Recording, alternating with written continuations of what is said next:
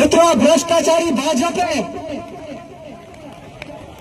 ભાજપની સભાઓ ગોઠવીને જોઈ લીધી કે અમે સભા ગોઠવીશું એટલે આ અઠવાડિયાની સભામાં માણસો નહીં થાય, પરંતુ એમને ખબર પડી ગઈ કે કદાચ કાલ સવારે આમ આદમી પાર્ટીની સભાના ફોટો અને ભાજપની સભાના ફોટો વાયરલ થશે તો જસદણ વિછિયાના લોકોને ખબર પડી ગઈ કે કોની ઓકાત કેટલી છે.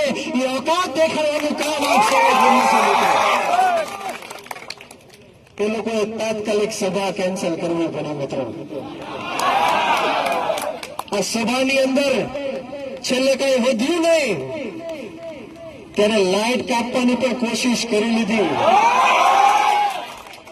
લાઇટ કપાઈ ગઈ તો પણ આમ આદમી પાર્ટીનો એક કાર્યકર્તા અડીખમ રીતના ચટ્ટાન બનીને અહીંયા ઉભો રહ્યો.